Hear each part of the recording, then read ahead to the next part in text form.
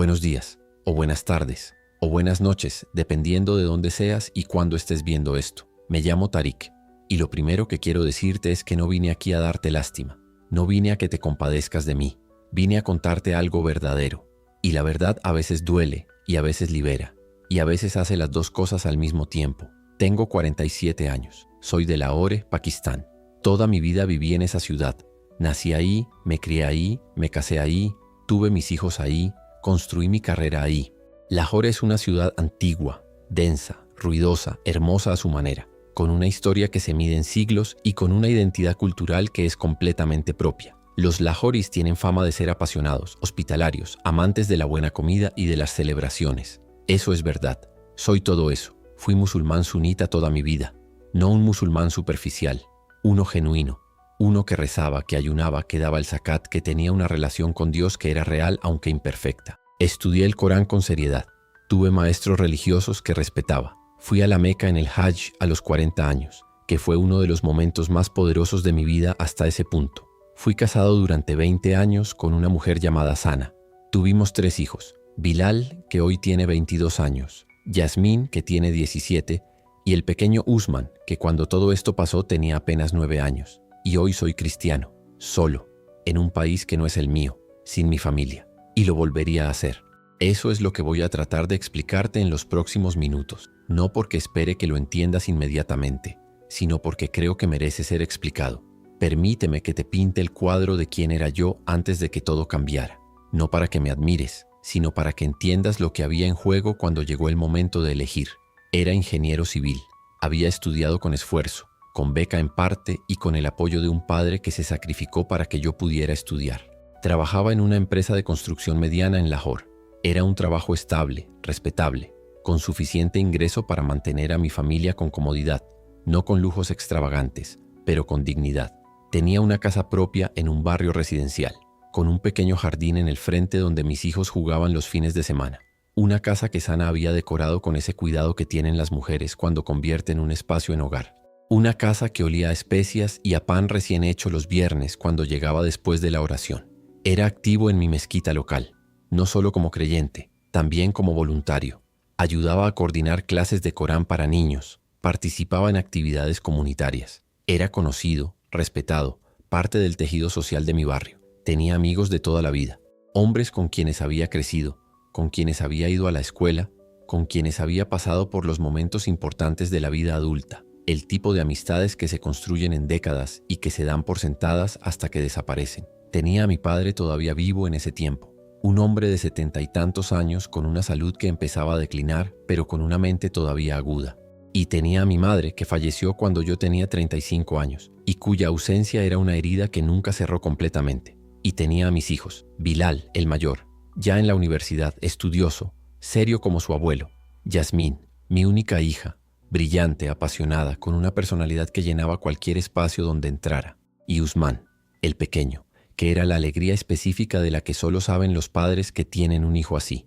Ese niño que hace que todo lo que parecía complicado sea simple con solo sonreír. Esa era mi vida, construida con décadas de trabajo, de decisiones, de sacrificio y de amor genuino. Y todo eso cambió. A los 42 años pasé por lo que solo puedo describir como una crisis existencial profunda. No fue de golpe, fue acumulándose durante meses, quizás años, de una manera que yo no reconocí hasta que era demasiado voluminosa para ignorar. Había perdido a un colega cercano, Asif, en un accidente de tránsito. Teníamos la misma edad, habíamos trabajado juntos durante más de 12 años. Un martes fue a trabajar como cualquier otro martes y el miércoles no existía más. Así de simple y así de brutal es la muerte cuando llega sin aviso. El funeral de Asif me perturbó de maneras que no esperaba. Participé en los rituales islámicos, en las oraciones, en el proceso de duelo. Y mientras estaba ahí, en medio de todo eso me encontré haciendo una pregunta que no podía callar. ¿A dónde fue Asif? No en el sentido teológico abstracto de paraíso o infierno. En el sentido real y urgente de ¿existe Asif en algún lado ahora mismo? ¿O simplemente dejó de existir? El Islam tiene respuestas para esa pregunta. Las conozco, las había escuchado toda mi vida. Pero en ese momento las respuestas no me alcanzaban. No porque fueran falsas necesariamente, sino porque las escuchaba desde afuera, como desde detrás de un vidrio, sin que penetraran de verdad al lugar donde estaba el dolor. Esa pregunta abrió otras preguntas. ¿Para qué era mi vida? no en el sentido de si tenía valor o logros, sino en el sentido más profundo. ¿Cuál es el propósito? ¿A dónde voy yo? ¿Qué significa todo esto? Durante meses viví con esas preguntas moviéndose en el fondo de todo lo que hacía. Trabajaba, llegaba a casa, cenaba con la familia, rezaba, dormía, me levantaba.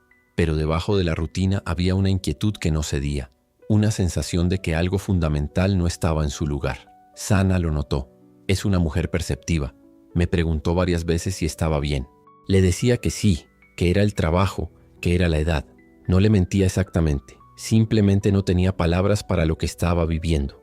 Empecé a leer más. No específicamente sobre religión al principio. Filosofía, algo de psicología, libros sobre el sentido de la vida. Y eventualmente esa lectura me llevó a cuestionar aspectos de mi fe que antes nunca había examinado con esta intensidad. Leí el Corán de nuevo con ojos diferentes. Encontré cosas hermosas que siempre habían estado ahí.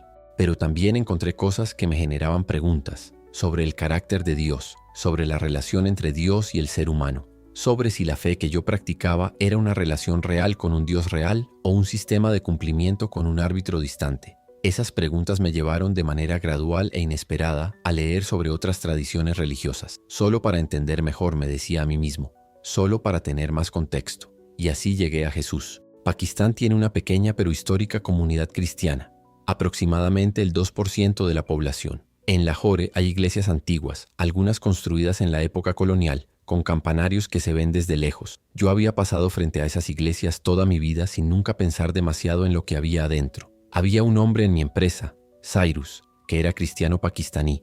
Su familia era cristiana desde generaciones atrás, de esas familias que se convirtieron en el siglo XIX durante el periodo misionero.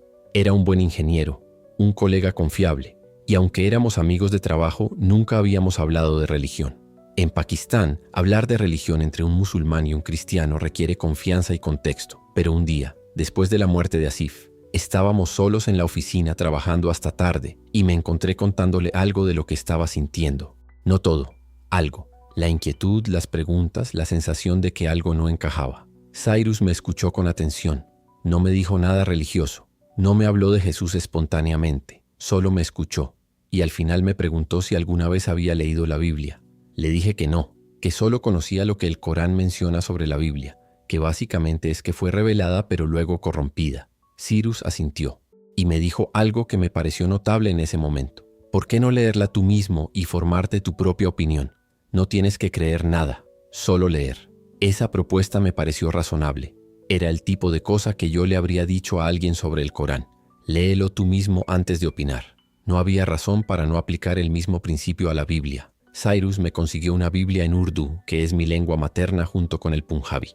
Me la trajo discreta en una bolsa de papel sin hacer drama de ello. Me dijo que empezara por el Evangelio de Juan. Llegué a casa esa noche y guardé la Biblia en el maletín. No la saqué esa noche, ni al siguiente día. Pasé casi una semana mirando ese maletín antes de finalmente sacar el libro. El primer día que leí solo un capítulo, Juan 1. Luego lo cerré y me quedé pensando, no con emoción dramática, con la concentración de un hombre que está procesando algo que no esperaba encontrar. Lo que me impactó desde el principio no fue ningún argumento teológico sofisticado, fue el tono. El Evangelio de Juan tiene un tono diferente a cualquier texto sagrado que yo hubiera leído. Hay en él una intimidad, una cercanía. Jesús habla con las personas como alguien que las conoce, no desde arriba, no desde la distancia de la omnipotencia, desde adentro de la experiencia humana. Seguí leyendo. Juan 3. Nicodemo, el hombre religioso que va a ver a Jesús de noche. Juan 4. La mujer samaritana en el pozo. Juan 11. La resurrección de Lázaro, donde Jesús llora. Eso me detuvo. Jesús llora. Un Dios que llora. Un Dios que siente dolor ante la muerte de alguien que ama. En toda mi formación islámica, Dios era descrito con atributos de grandeza. Omnipotente, omnisciente, glorioso, misericordioso. Pero nunca, en ningún texto que yo recordara, Dios lloraba. El Dios del Evangelio de Juan lloraba. Y algo en eso me abrió algo que yo no sabía que estaba cerrado. Pasé semanas leyendo, a escondidas. No porque tuviera plan de convertirme, sino porque sabía que si Sana veía lo que estaba leyendo, habría preguntas que yo no estaba listo para responder. Y mientras leía, algo iba cambiando en mí. No podía nombrarlo exactamente. Era como si las piezas de las preguntas que llevaba meses cargando fueran encontrando respuestas. no respuestas forzadas ni convenientes, respuestas que llegaban desde el texto con una naturalidad que me perturbaba. Llevaba más de 2 meses leyendo los evangelios cuando ocurrió la noche que lo cambió todo. Era un viernes por la noche. Había regresado de la oración del Yumúa en la mezquita. Había cenado con la familia. Los niños se habían ido a dormir. Sana estaba en el cuarto y yo estaba sentado en mi estudio pequeño con la puerta cerrada, con la Biblia en urdú frente a mí. Leí esa noche Juan capítulo 10, el capítulo del buen pastor, y luego el capítulo 14, las palabras de Jesús la noche anterior a su arresto. No se turbe vuestro corazón, creéis en Dios, creed también en mí. Y luego, yo soy el camino, la verdad y la vida. Me detuve en esa frase, yo soy el camino, la verdad y la vida. En el Islam, el camino es la Sharia, la ley. La verdad es el Corán, la vida es el cumplimiento. Todos son cosas, sistemas, textos, normas. Aquí había una persona diciendo, yo soy el camino, yo soy la verdad, yo soy la vida. No un sistema, una persona. Y en ese momento, sentado en mi estudio pequeño en Lahore, hice algo que no había hecho nunca de esa manera. Puse el libro en la mesa, cerré los ojos y hablé. No recité, no usé fórmulas, hablé. Le dije que llevaba meses buscando, que estaba cansado de las preguntas sin respuesta, que algo en lo que leía me decía que él era real, que era quien decía ser, que había venido a buscar exactamente a personas como yo, y que si era verdad, si realmente era el camino, la verdad y la vida, entonces yo quería conocerlo, que le abría la puerta de mi vida aunque no supiera completamente lo que eso significaba. Esa oración fue torpe, no fue elocuente, fue honesta, y lo que vino después no fue estruendoso, no fue una voz del cielo ni una visión, fue una quietud que entró en ese cuarto de una manera que no tenía explicación natural. Una paz que cubrió cada pregunta sin necesariamente responderlas todas de golpe, como si alguien pusiera una mano en mi hombro y dijera, estoy aquí, seguiremos juntos. Tenía 42 años, había vivido 4 décadas en el Islam, y en ese cuarto pequeño, solo, en un viernes por la noche en Lahore, algo cambió de manera irreversible. Lo supe en ese momento, que nada iba a ser igual. Los meses que siguieron a esa noche fueron los más complejos de mi vida adulta. Tenía una vida entera construida alrededor de una identidad que ahora había cambiado en lo más fundamental. Pero esa vida, esa familia, esa comunidad, ese trabajo, nada de eso podía simplemente reiniciarse. Seguí yendo a la mezquita, seguí participando en las actividades comunitarias, seguí siendo el Tariq que todos conocían, pero por dentro era otra persona. Hablé más seguido con Cyrus, con mucho cuidado, con contexto protegido. Él me conectó con una pequeña iglesia a la que asistía, una congregación con mezcla de pakistaníes cristianos de herencia y algunos convertidos. Empecé a ir ocasionalmente, un domingo sí y varios no, diciendo en casa que tenía trabajo o que salía a resolver algo. Esa doble vida me pesaba, no porque fuera cobarde, sino porque entendía perfectamente lo que estaba en juego. Sana no era solo mi esposa, era la madre de mis hijos, era mi compañera de 20 años, era alguien a quien amaba genuinamente. Decirle la verdad iba a cambiar todo, y yo no estaba listo todavía para saber exactamente qué iba a cambiar y cómo. Oré durante meses por sabiduría, por el momento correcto, por las palabras correctas, porque Dios abriera un camino que yo no podía ver todavía. El momento llegó de una manera que no elegí. Era una tarde de sábado. Yo estaba en el jardín haciendo algo con Usman, el pequeño. Sana estaba ordenando mi estudio, cosa que ella hacía ocasionalmente, aunque yo preferiría que no lo hiciera porque era mi espacio personal. No sé exactamente en qué momento encontró la Biblia. La había guardado en un cajón, debajo de algunos documentos de trabajo. No estaba completamente escondida, era más bien guardada con la esperanza de que nadie tuviera razón para buscar ahí.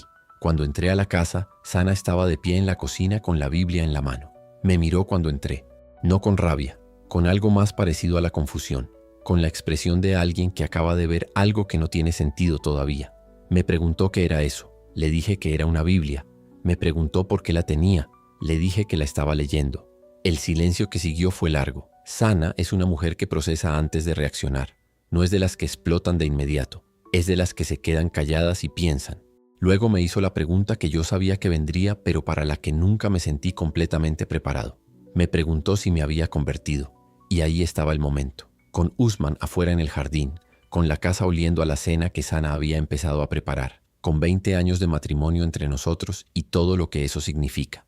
Le dije que sí, que había encontrado a Jesucristo, que creía en Él, que lo había decidido con honestidad después de meses de búsqueda genuina, que era algo que no podía negar, que la amaba a ella y a nuestros hijos con todo lo que tenía. y que esperaba que pudiéramos encontrar la manera de navegar esto juntos. Sana escuchó todo eso sin interrumpir. Cuando terminé, se quedó quieta unos momentos más, y luego dijo una sola cosa: «Esto no puede ser». Puso la Biblia sobre la mesa, salió de la cocina.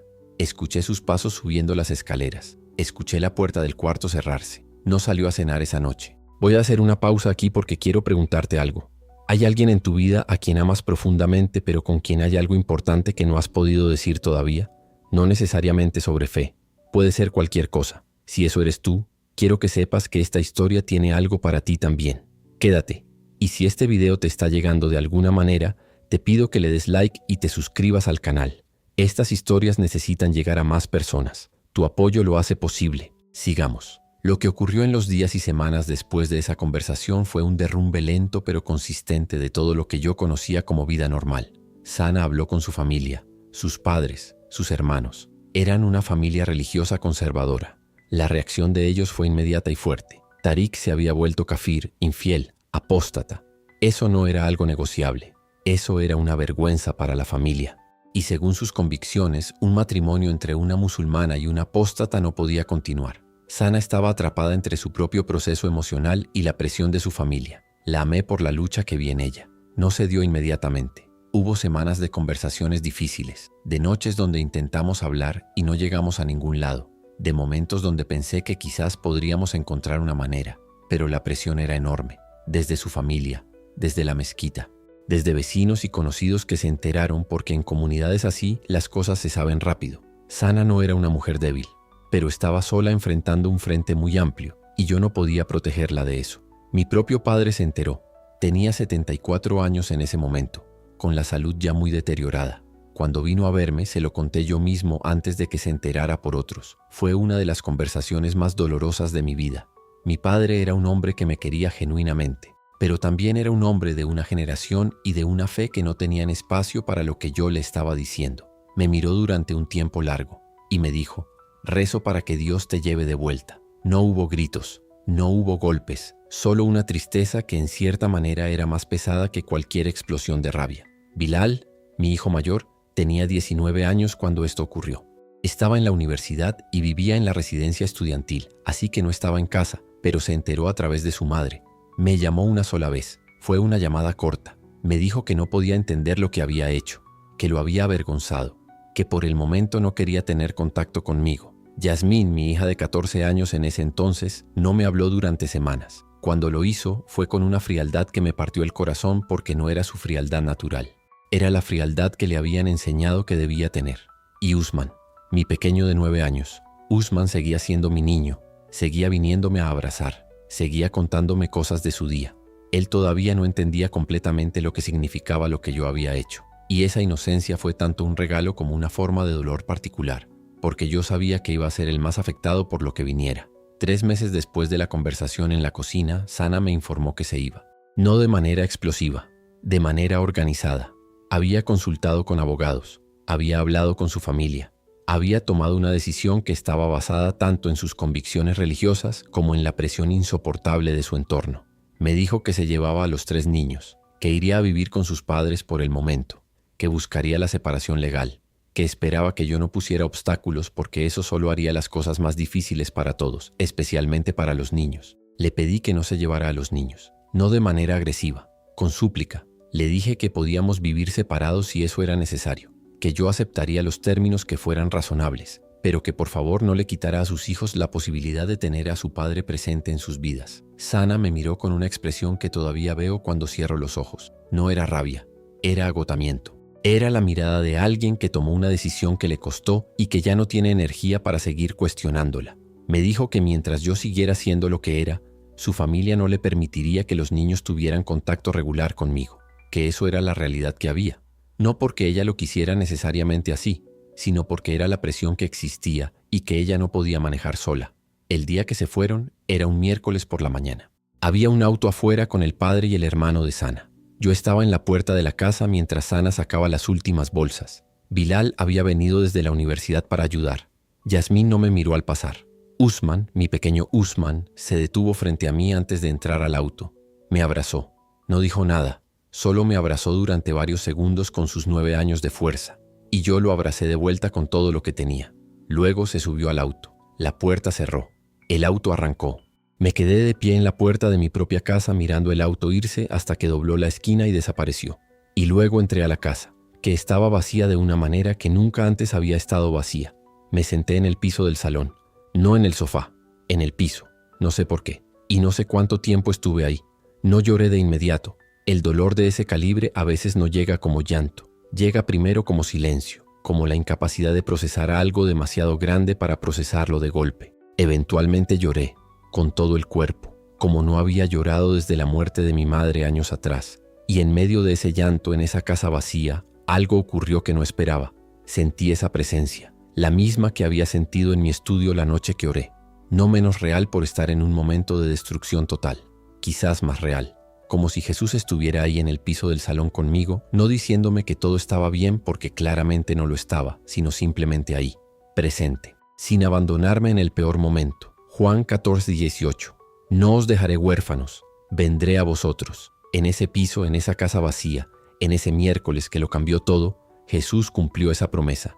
Lo que siguió al día en que mi familia se fue un periodo de soledad que no tengo palabras completamente adecuadas para describir.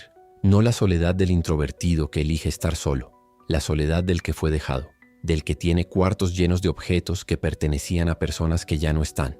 La habitación de Usman todavía tenía sus juguetes, algunos que no cabían en las bolsas. Yo no los toqué durante semanas, los miraba desde la puerta. Había algo en tocarlos que no podía todavía. La cocina tenía el olor de Sana durante días, las especias que ella usaba, la disposición de los utensilios que era la suya. Yo cocinaba lo básico para sobrevivir, pero evitaba la cocina cuando podía. Seguía yendo a trabajar. La rutina del trabajo fue en cierto modo salvadora, porque daba estructura a días que de otra manera serían puro vacío. Cyrus sabía lo que había pasado. Era discreto, respetuoso, presente sin ser invasivo. Eso también fue un regalo. En la mezquita ya no podía ir, no por prohibición formal, sino porque la comunidad lo sabía. Y cuando la comunidad sabe algo así en Pakistán, el ambiente se vuelve imposible. Algunas personas directamente me evitaban, otras me lanzaban miradas. Un imam del barrio vino a verme una vez, con buena intención creo, para intentar que yo me retractara. Le escuché con respeto. Le dije que lo que había encontrado en Jesús era verdad y que no podía negar la verdad. Se fue con tristeza, no con rabia. Y eso fue quizás más difícil de manejar que la rabia. En esos meses de soledad encontré algo que no esperaba encontrar: profundidad. La soledad forzada tiene la capacidad de llevarte a lugares interiores a los que el ruido de la vida normal nunca te deja llegar. Leí la Biblia con una intensidad y una hambre que no había experimentado antes. Oré durante horas cuando no podía dormir. Escribí en un diario, cosa que nunca había hecho en mi vida, volcando en papel lo que no tenía con quién hablar en voz alta. Y en ese proceso de profundización, algo que había empezado como una conversión intelectual y emocional, se fue convirtiendo en algo más arraigado, más real, más mío. Los salmos fueron mi compañía constante en esos meses. El Salmo 34. Este pobre clamó, y Dios lo oyó, y lo libró de todas sus angustias. El Salmo 46. Dios es nuestro amparo y fortaleza, nuestro pronto auxilio en las tribulaciones. El Salmo 23, por supuesto, que se convirtió en una oración cotidiana. No eran palabras abstractas, eran promesas que yo probaba en tiempo real, en un laboratorio de sufrimiento real, y que se demostraban ciertas una y otra vez. Tuve contacto irregular con mis hijos durante los primeros meses después de la separación. Sana no era obstaculizadora activa, en su medida, pero la presión de su familia y el ambiente hacían que el contacto fuera limitado y tenso. Con Bilal, mi hijo mayor, pasé casi un año sin contacto real. Él estaba profundamente avergonzado y profundamente herido. No desde la fe solamente, sino desde el amor de un hijo que siente que su padre eligió algo por encima de la familia. Eso no es una lectura justa de lo que ocurrió, pero era su sentimiento real y lo respetaba. Con Yasmín, mi hija, el contacto era más frecuente pero más superficial. Conversaciones breves, saludos. Ella luchaba entre su propio afecto por mí y lo que sentía que se esperaba de ella. Esa lucha la podía ver y me dolía porque no era justo para ella tener que cargarla. Con Usman, el pequeño, era diferente. Los niños de 9 años no entienden completamente las divisiones ideológicas. Usman simplemente extrañaba a su papá y yo simplemente extrañaba a mi niño. Sana, a pesar de todo, fue razonablemente humana en ese aspecto. Me permitía ver a Usman regularmente, aunque fuera bajo condiciones controladas. Esas visitas con Usman eran lo mejor de mis semanas. No hablábamos de religión, jugábamos, comíamos juntos, le ayudaba con los deberes cuando podía. Le escuchaba hablar de su escuela, de sus amigos, de sus cosas de niño. Y en esos momentos la paternidad era simple y pura y no tenía nada que ver con el Islam, ni con el cristianismo, ni con nada más que un padre y su hijo. Eso lo valoro como uno de los regalos más grandes de ese periodo oscuro. Quiero pausar aquí un momento porque sé que hay padres viendo este video. Padres que quizás están en situaciones donde la relación con sus hijos está dañada, por la razón que sea.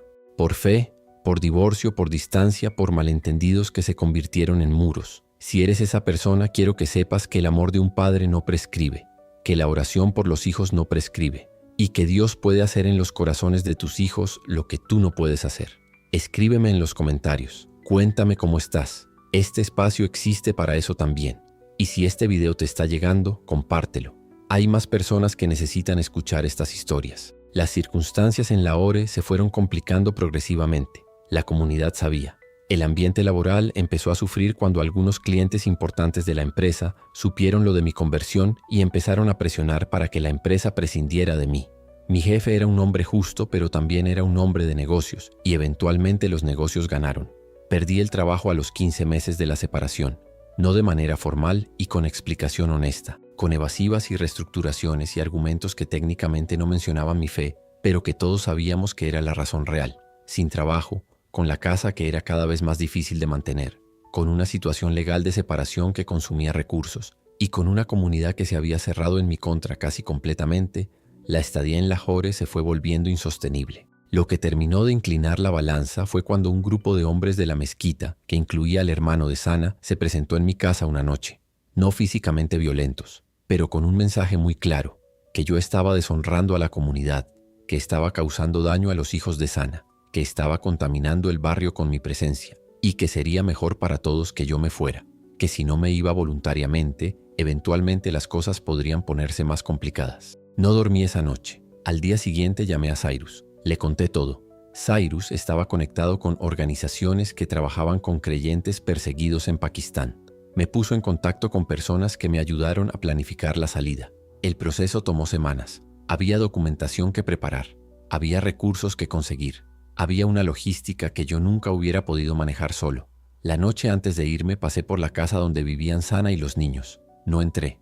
Me paré afuera en la calle, a cierta distancia. Había luz en algunas ventanas. Detrás de esas ventanas estaban mis hijos. Usman probablemente ya dormía. Yasmín quizás haciendo tareas. Bilal no estaba ahí, vivía en la residencia estudiantil.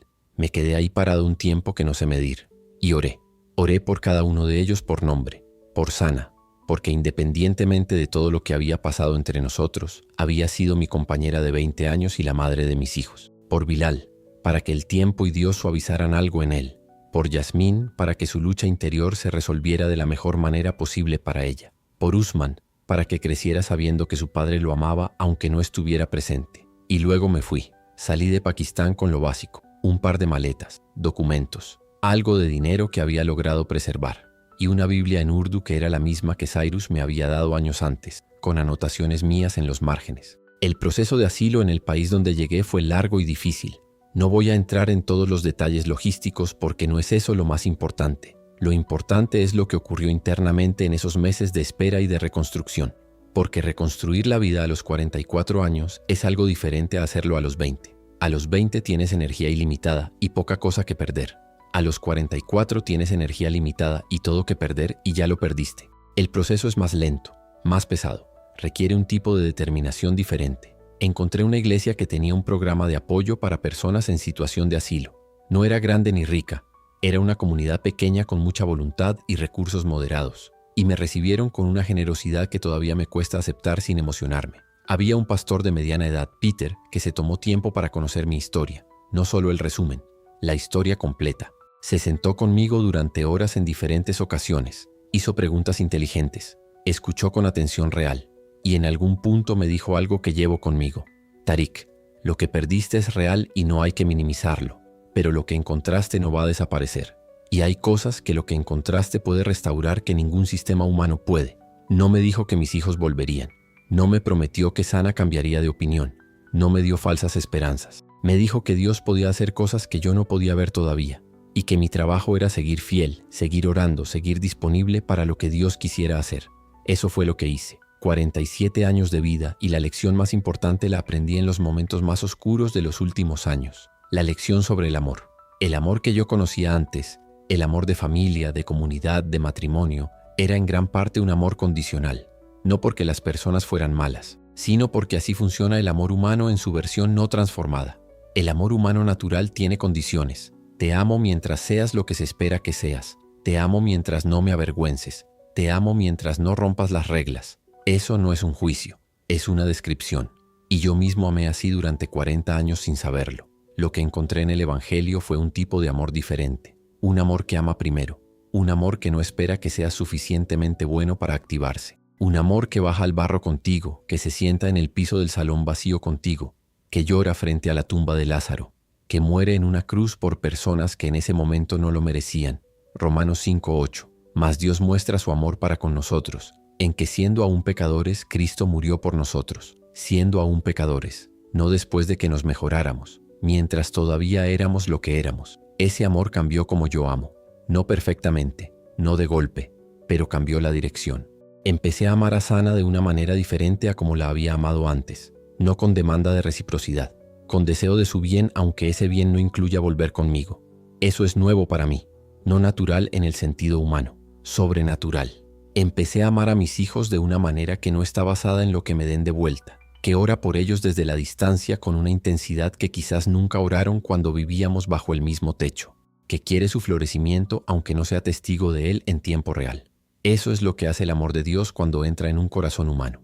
No te hace sentir mejor emocionalmente de inmediato, pero cambia la dirección del amor hacia afuera en lugar de hacia adentro. Y eso, con el tiempo, es una transformación que ninguna otra fuerza que yo conozca puede producir. Hace unos meses recibí un mensaje de un número que no reconocí al principio. Era de Bilal, mi hijo mayor. No escribió mucho. Escribió: «Papá, sé que estás en Europa. Quiero saber si estás bien».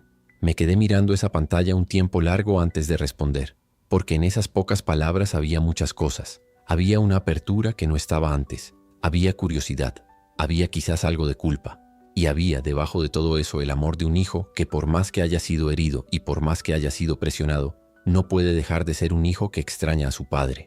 Le respondí, brevemente. Le dije que sí, que estaba en Europa, que estaba bien, que lo amaba, que no había un solo día en que no pensara en él.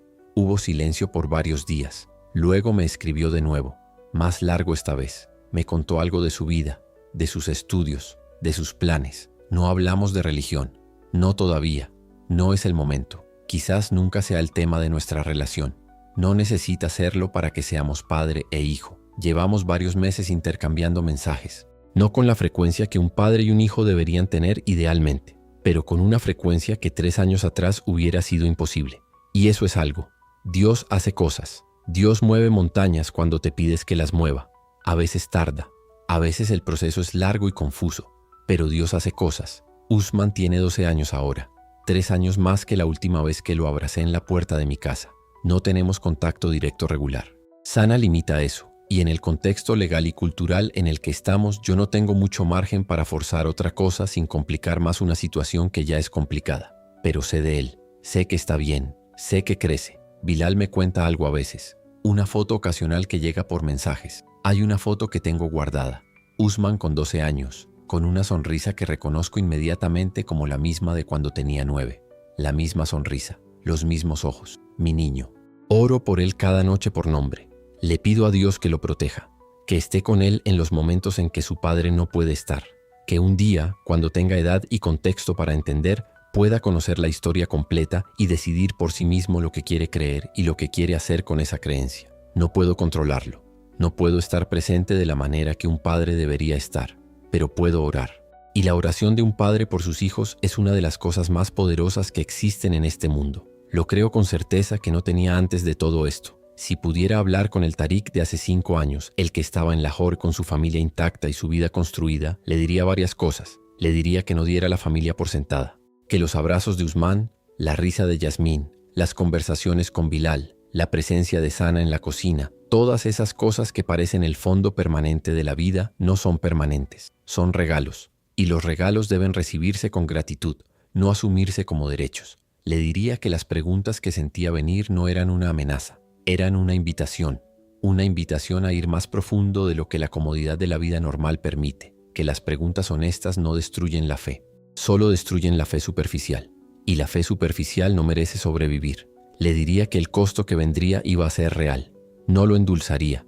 El costo fue real, el dolor fue real, la pérdida fue real, pero también le diría que lo que encontraría al otro lado del costo era más que suficiente para justificarlo. Le diría que Bilal iba a escribir. Eso creo que lo hubiera ayudado en las noches más oscuras, saber que había una apertura por venir, que el amor de su hijo, aunque enterrado bajo capas de herida y presión y vergüenza, no había desaparecido. Y le diría que confiara más, que la incertidumbre sobre el futuro era real, pero que Dios había probado ser confiable antes de que todo esto ocurriera y seguiría siendo confiable después. Proverbios 3, 5, 6. No es un eslogan religioso, es instrucción práctica para vivir. Fíate de Dios de todo tu corazón y no te apoyes en tu propia prudencia. No puedo contar mi historia sin pensar en los que siguen en Pakistán, en las personas que creen en Jesús en un contexto donde eso tiene consecuencias reales. Pakistán tiene una ley de blasfemia que es una de las más severas del mundo. Acusaciones de blasfemia pueden usarse para atacar a minorías religiosas con consecuencias devastadoras. La comunidad cristiana pakistaní vive con una vulnerabilidad particular. Y dentro de esa comunidad hay un número creciente de personas de fondo musulmán que encontraron a Cristo. Esas personas viven con una doble vulnerabilidad, la que tienen como pakistaníes que no son musulmanes y la que tienen como personas que abandonaron el Islam. Esas personas son mis hermanos y hermanas. Compartimos algo específico, la experiencia de encontrar a Jesús en un contexto donde ese encuentro tiene un precio real. Para ellos también cuento esta historia, para que sepan que hay alguien que entiende desde adentro y para que los creyentes que están en lugares seguros los recuerden, que oren por ellos con nombres aunque no los conozcan personalmente, que apoyen organizaciones que trabajan con perseguidos por su fe, que no los dejen en el olvido. Antes de cerrar con las últimas palabras, quiero orar. No para cumplir con un formato, sino porque es lo más honesto que puedo hacer frente a todo lo que conté. Señor, gracias. Gracias por encontrarme en mi estudio a los 42 años cuando yo no sabía que te estaba buscando. Gracias por no soltarme cuando todo se cayó. Gracias por el piso del salón vacío donde me senté y donde estuviste. Gracias por Cyrus y por Peter y por la comunidad que me recibió. Gracias por Bilal y por ese mensaje. Gracias por Usman y por sus 12 años y por esa sonrisa que reconozco aunque no pueda verla en persona. Señor, te pido por las personas que escuchan esto, por los que llevan preguntas guardadas, por los padres separados de sus hijos, por los hombres que no saben que está bien necesitar ayuda, por todas las personas que están donde yo estuve en algún punto de esta historia, que encuentren lo que yo encontré, que el precio que paguen sea el que sea posible pagar, y que en el otro lado del costo descubran que lo que encontraron vale infinitamente más que lo que perdieron. En el nombre de Jesús, que es el mismo ayer, hoy y por los siglos. Amén. Estuve casado 20 años. 20 años es tiempo suficiente para conocer a alguien profundamente, para conocer sus hábitos de la mañana, el tono exacto de su risa, la manera en que se preocupa y no lo dice, las pequeñas alegrías que le iluminan los ojos. 20 años es suficiente tiempo para que una persona deje de ser alguien a quien conociste y se convierta en parte del tejido de lo que eres. Sana era parte de ese tejido. Y cuando ese tejido se rasgó, no fue solo la pérdida de una relación. Fue algo más cercano a perder una parte de mí mismo. Los primeros meses después de que se fue, yo no sabía bien quién era sin el contexto de ser su esposo. Esa identidad había estado tan integrada durante tanto tiempo que extraerla dejó una forma de vacío que no se parece a ninguna otra cosa. Lo que aprendí en ese proceso fue algo que no hubiera podido aprender de otra manera, que la identidad más sólida no puede estar anclada en otra persona, porque las personas se van, las personas cambian, las personas se llevan a tus hijos en un auto un miércoles por la mañana. La identidad que no se mueve tiene que estar anclada en algo que no se mueve, y yo encontré eso, no de manera abstracta, de manera muy concreta y real en el piso de un salón vacío, en el descubrimiento de que cuando todo se fue, Dios seguía ahí. Gálatas 2:20. Con Cristo estoy juntamente crucificado, y ya no vivo yo, mas vive Cristo en mí. Esa es una afirmación que antes entendía como metáfora religiosa. Ahora la entiendo como descripción de una realidad. El yo que estaba definido por su trabajo, su esposa, sus hijos, su comunidad, su reputación, ese yo fue crucificado por las circunstancias. Y lo que emergió del otro lado es algo más pequeño en el sentido humano y más grande en el sentido real. Sobre el amor a Sana específicamente, aprendí a amarla de una manera que no depende de que ella me corresponda. Eso es sobrenatural. No lo intenté por voluntad propia. Llegó como resultado de orar por ella regularmente, de pedirle a Dios que me diera su corazón hacia ella. Y con el tiempo me di cuenta de que el resentimiento había sido reemplazado por algo parecido a la ternura, por el deseo genuino de que ella esté bien, por gratitud por los 20 años que tuvimos aunque terminaran de esta manera. Eso no es natural, eso es gracia. En la iglesia donde soy parte ahora hay varios hombres que pasaron por situaciones parecidas a la mía. No todos con la misma historia religiosa, pero sí con la misma topografía de pérdida. Hombres que perdieron familias, hombres que empezaron de cero en la mediana vida, hombres que llevan hijos en el corazón sin poder verlos regularmente. Hay algo que ocurre cuando personas que pasaron por pérdidas similares se encuentran. No es lástima mutua, es reconocimiento. El reconocimiento de que el otro entiende sin que tengas que explicar todo. Que cuando dices extraño a mi hijo, no necesitas justificar el peso de esas palabras porque el otro sabe exactamente cuánto pesan. Hay un hermano en esa iglesia, Rahim, que es de Bangladesh, que perdió a su familia de una manera diferente pero con el mismo patrón de fondo. Nos reunimos ocasionalmente, tomamos café. A veces solo hablamos del trabajo o del idioma que estamos aprendiendo, pero la profundidad está ahí, debajo de la conversación normal, y saber que está ahí es suficiente. Eclesiastés 4:9-10. Mejores son dos que uno, porque tienen mejor paga de su trabajo, porque si cayeren, el uno levantará a su compañero, pero ay del solo, que cuando cayere, no habrá segundo que lo levante. Dios diseñó a los seres humanos para la comunidad, no para la soledad heroica, para el compañerismo. Y cuando lo encontramos de nuevo, aunque sea en formas nuevas y en lugares inesperados, algo en nosotros sana. Quiero ser cuidadoso aquí porque no quiero que esto se convierta en ataque al Islam. Hay millones de personas que viven su fe musulmana con sinceridad y que tienen experiencias espirituales reales. No soy quien para negar eso, pero sí puedo hablar de lo que yo específicamente no encontraba en el Islam de mi experiencia y que encontré en el Evangelio. En el Islam de mi experiencia, la relación con Dios era fundamentalmente vertical y asimétrica. Dios es grande, yo soy pequeño. Dios ordena, yo obedezco. Dios juzga, yo espero el juicio.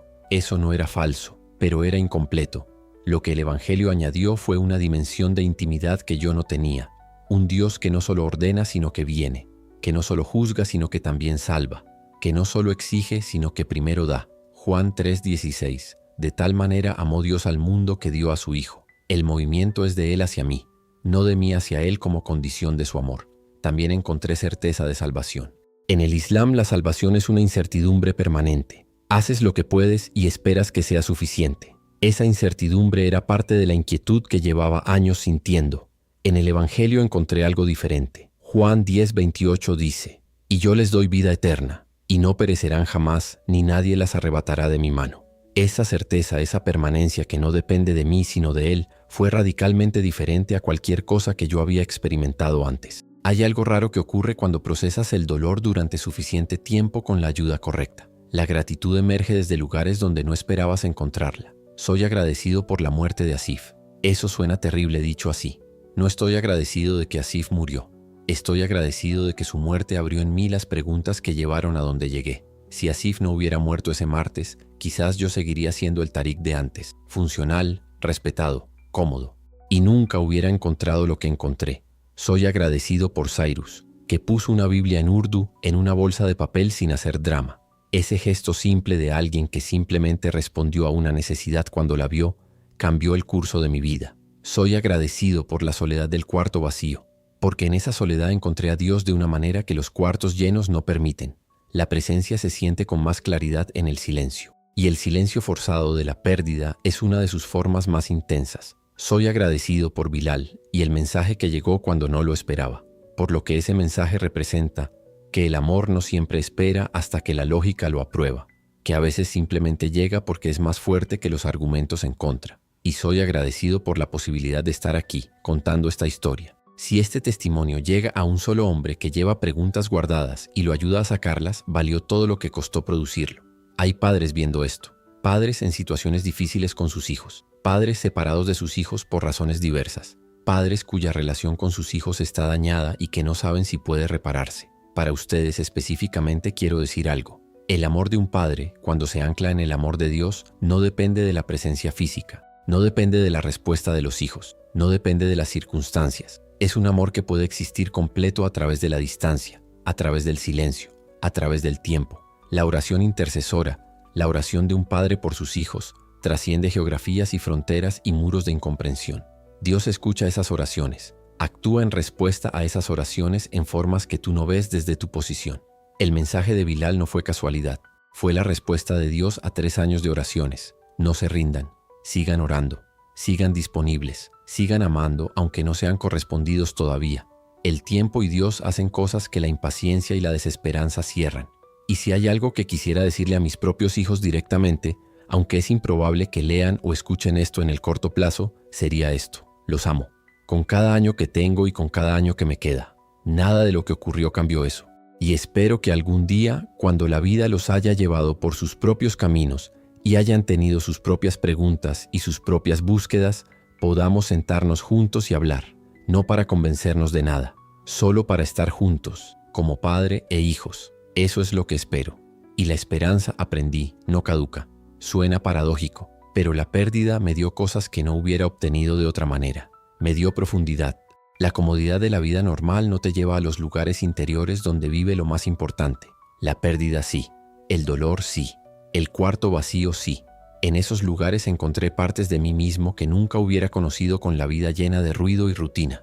Me dio dependencia real de Dios. Antes de todo esto mi fe era real, pero también era cómoda. Tenía familia, trabajo, comunidad, identidad. Dios era parte del cuadro, pero no la única cosa que sostenía el cuadro. Cuando todo lo demás se cayó, Dios quedó. Y descubrí que era suficiente, que cuando Dios es todo lo que tienes, descubres que Dios es todo lo que necesitas. Me dio la capacidad de consolar.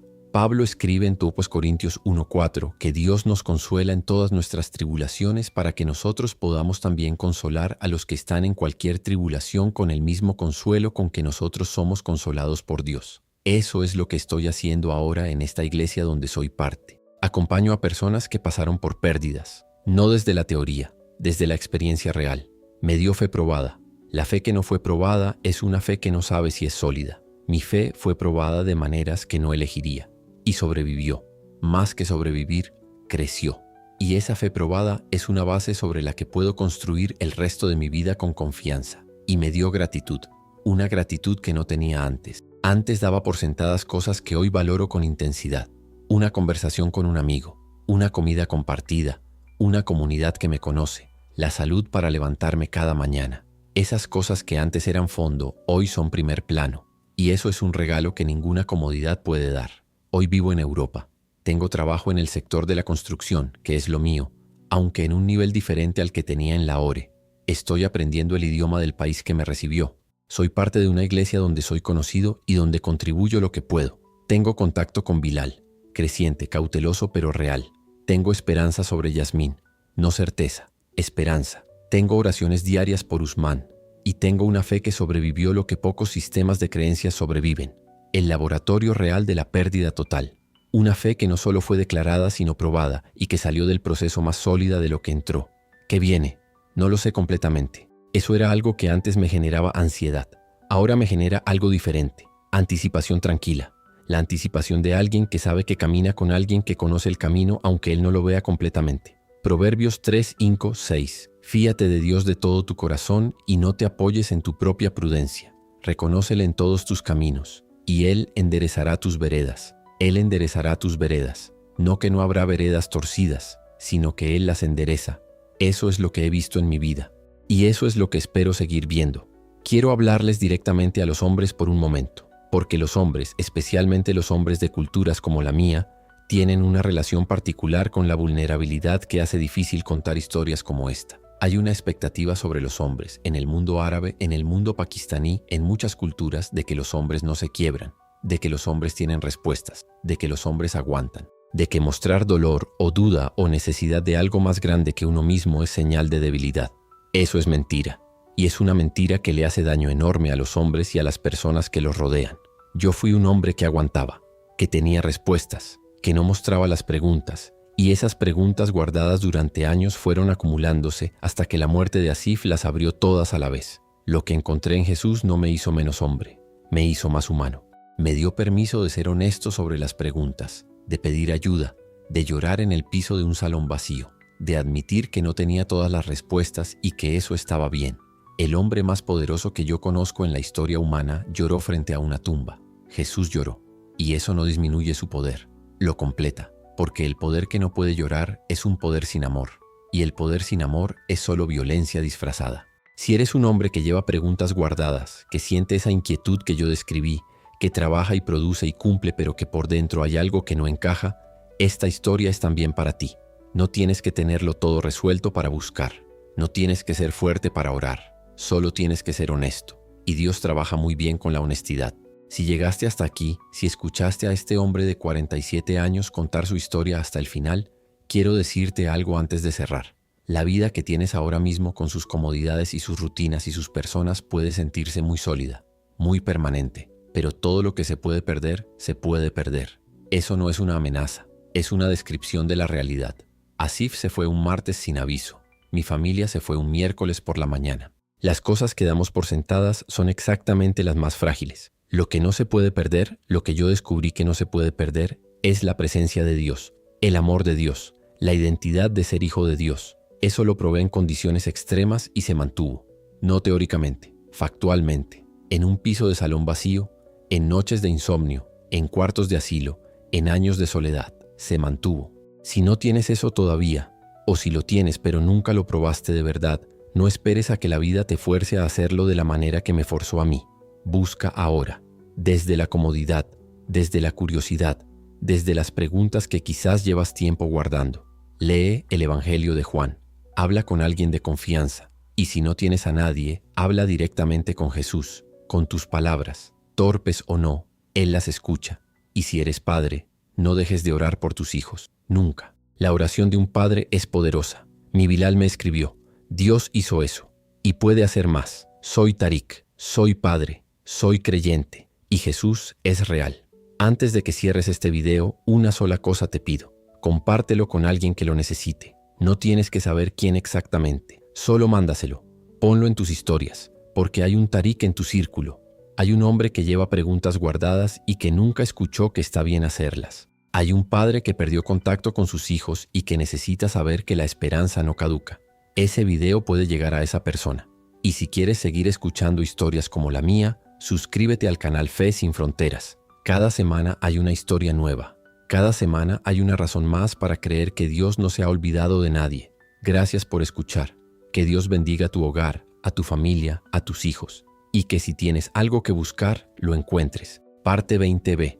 Para el hombre que lee esto en secreto. Quiero hablarle a un tipo específico de hombre. El hombre que está leyendo o escuchando esto en secreto. El que puso auriculares para que nadie más escuche. El que borró el historial del teléfono después de buscar esto. El que tiene las mismas preguntas que yo tenía pero que no tiene a un Cyrus en su vida todavía. Ese hombre existo en Lahore hace 5 años. Y probablemente existes tú ahora mismo en algún lugar del mundo. Quiero decirte algo directamente. Las preguntas que tienes son válidas. No son señal de debilidad.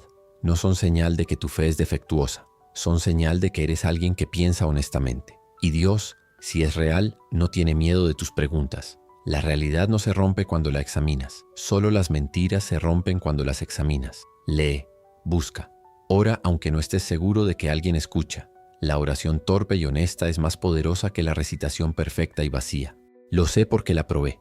Y cuando llegue el momento de dar un paso, y llegará, no lo des solo. Busca a alguien, un Cyrus en tu vida, una persona de confianza que ya crea y que pueda acompañarte. No tienes que cruzar solo. Y si el precio que viene es alto como lo fue para mí, recuerda esto que yo aprendí. Dios no te lleva a través del fuego sin acompañarte en el fuego.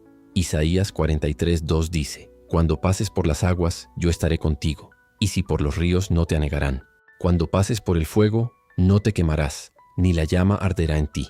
No te anegarán, no te quemarás. Esa no es garantía de que no habrá agua ni fuego. Es garantía de que no estarás solo en ellos. Jesús fue completamente honesto sobre el costo de seguirlo.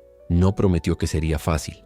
En Lucas 14:26 dice algo que suena brutal si lo lees sin contexto. Si alguno viene a mí y no aborrece a su padre, y madre, y mujer, e hijos, y hermanos, y hermanas, y aun también su propia vida, no puede ser mi discípulo.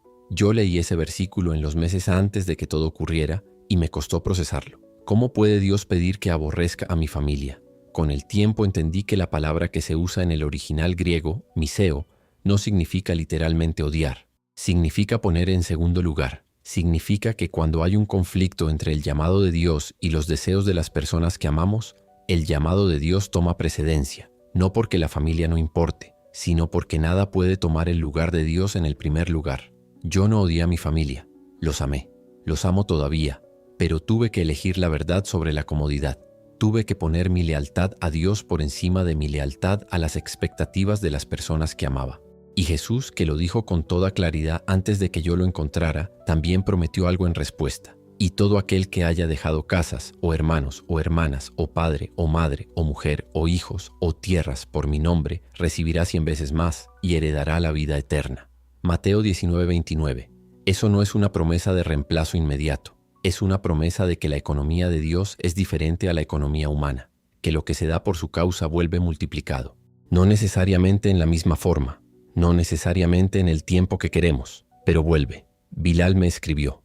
Eso es el primer pago de esa promesa, y seguiré esperando los demás. Tariq significa en árabe el que llama a la puerta de noche. Es también el nombre de una estrella brillante que aparece en la oscuridad.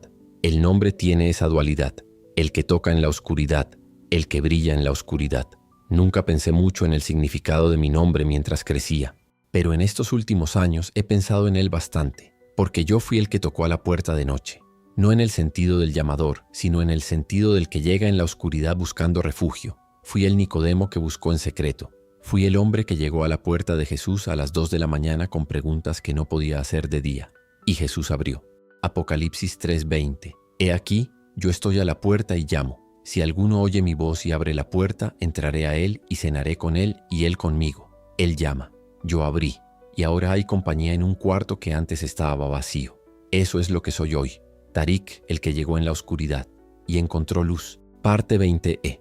Lo que espero que te lleves. Si tuvieras que quedarte con una sola cosa de todo lo que conté hoy, una sola idea que te acompañe después de que cierres este video, me gustaría que fuera esta. El amor de Dios no depende de tus circunstancias. No depende de si tu familia te apoya o te abandona. No depende de si tu comunidad te acepta o te rechaza.